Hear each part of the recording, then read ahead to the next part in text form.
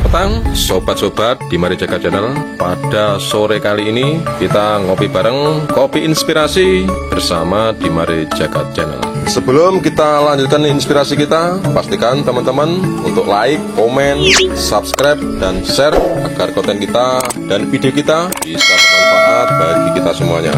Ada kalanya di dalam hidup kita merasakan kegagalan, kekecewaan, bahkan kesedihan. Hal tersebut wajar terjadi karena hidup kita yang kita jalani memang menyuguhkan banyak hal yang tidak dapat kita tebak. Oke sahabat di Mari Jaga Channel, tapi kita mencoba selalu bangkit dan memulai kembali untuk menggapai semua cita-cita yang kita impikan.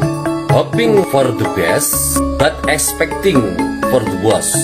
Kita tetap harus mempersiapkan yang sebaik-baiknya, tapi kita harus juga mempersiapkan ketika terjadi hal yang tidak kita inginkan. Hidup itu ibaratnya minum kopi. Kadang rasanya pahit, tapi membuat mata kita terbuka. There is no shortcut for success. Tidak ada jalan pintas untuk menuju keberhasilan. Suatu ketika seorang pemuda pengen belajar kungfu Shaolin ke guru senior yang paling terkenal di dataran Cina. Pada satu kesempatan si pemuda ini ada waktu berargumen dengan guru besar Shaolin. Pemuda ini menanyakan ke guru Shaolin, "Guru, jika saya pengen mempelajari ilmu Shaolin sampai bisa menjadi pesilat yang paling tangguh di seluruh daratan Cina, berapa waktu yang saya butuhkan untuk belajar?" Si guru ini berpikir sejenak dan mengatakan, "Kamu butuh 10 tahun untuk mempelajari ilmu Shaolin." Si pemuda langsung mengatakan bahwa, "Guru, Anda tidak mengerti maksud saya. Saya akan berjuang siang sampai malam untuk mempelajarinya. Kalau perlu, saya tidak makan, tidak mandi, tidak tidur. Saya akan belajar terus, berjuang keras. Kira-kira butuh waktu berapa lama?" Si guru ini berpikir dan mengatakan, "Kalau niatmu seperti itu, kamu butuh waktu 20 tahun untuk mempelajari ilmu Shaolin." Sang pemuda terperanjat, "Loh, kok malah lebih lama?"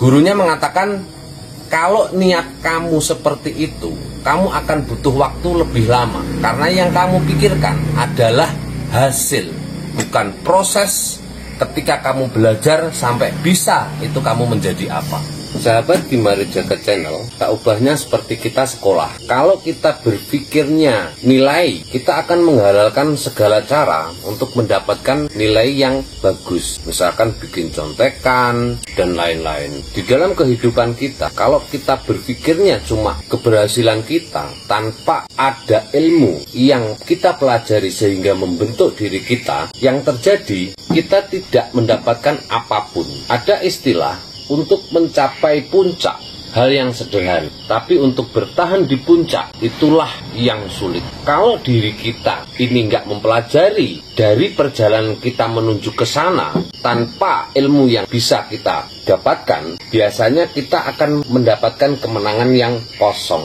kemenangan yang tidak membentuk diri kita menjadi apa dalam perjalanan kita menuju ke sana.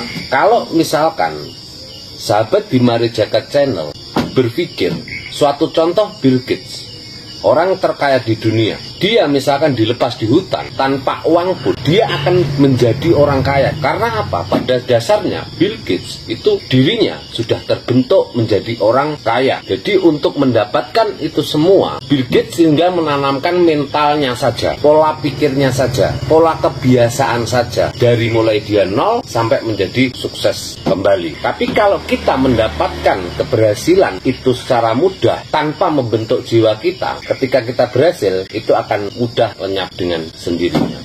Jadi proses kita untuk menuju keberhasilan itu tak lain dan tak bukan adalah membentuk karakter kita, mengambil dan membuang karakter-karakter buruk kita sehingga karakter kita itu terbentuk menjadi karakter yang kita inginkan, yaitu karakternya orang yang berhasil.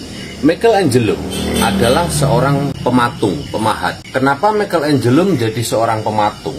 Karena kakek Michelangelo itu adalah seorang pematung juga. Suatu ketika kakek Michelangelo membawa batu dari goa dibawa ke halaman rumah. Michelangelo kecil waktu itu belum mengerti. Beliau bertanya, "Kek, batu jelek kayak gitu kenapa dibawa pulang?" Kakek Michelangelo mengerti bahwa Michelangelo ini masih kecil dan nggak tahu tujuan si kakek. Setelah bermain, sorenya pulang, Michelangelo kaget melihat batu yang tadi dibawa kakeknya dari gua itu menjadi patung yang sangat indah.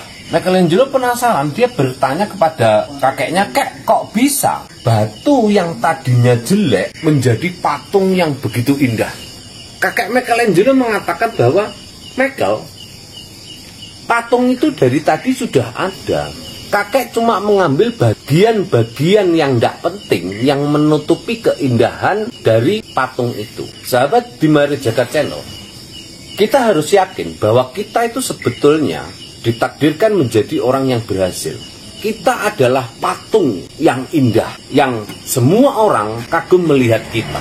Satu yang perlu kita lakukan adalah membuang bagian-bagian yang tidak penting, yang menutupi diri kita, sehingga bagian yang penting dan terindah dari diri kita muncul, yaitu sesuatu yang kita inginkan. Kita ingin sukses, kita ingin berhasil, kita ingin bahagia, kita ingin lebih spiritual, kita bisa lebih dekat dengan Tuhan, berderma, bersosial, dan hal-hal yang penting yang bermanfaat bagi orang banyak.